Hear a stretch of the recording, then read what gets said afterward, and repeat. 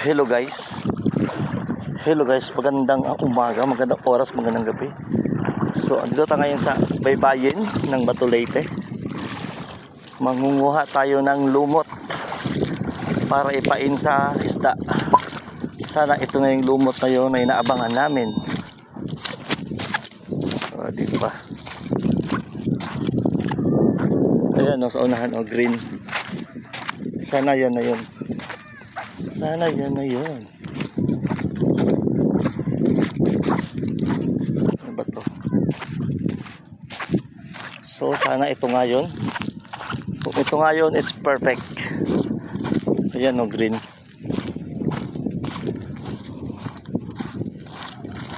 So ito nga. Wow, ang daming lumot.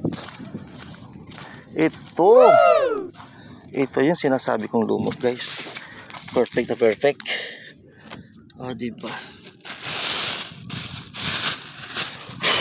Yun o. Ang ganda ng lumot guys. Ito talaga yung pang ketong. Wow. Wow. So mag quiet lang tayo na may lumot na guys. Para hindi nila alam na marami ng lumot. So konti lang. May tao pala doon nag-aayos ng bangka. Yan, ibabaw. Ang dami oh. Okay na to. Lalagay ko lang sa rep yan. Alright. So tapos ang dami oh. Wow. Minsan lang to lumabas guys eh. Buti nakita ko. Minsan kasi kapag high tide na naanod to tapos malakas yung agos ng tubig. Perfect. Ang ganda niya. Sana ganito palagi mayroon. Bihira lang kasi ito lumabas. Ayan, meron din doon ng pain. Bihira lang kasi ito lumabas guys eh. So ito, magandang klase na itong nakuha ko. Magandang klase na to. Ayan, perfect na yan. So yun lang guys, uwi na ako. Thank you so much for your watching. Pang lang natin yun. Tawid tayo ng dagat muna. Sige. Mamaya na tayo mag-end.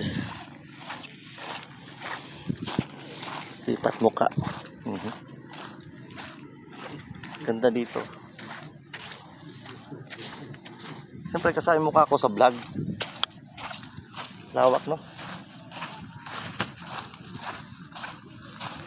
So daanan tayo sa kuan. Tawid muna tayo dito. Hindi kasi ako nakapag-video ng maayos dito. Okay. Alright. Saya-saya. May lumot na.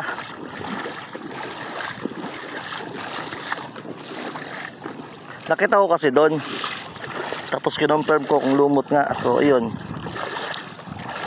Lumot nga siya.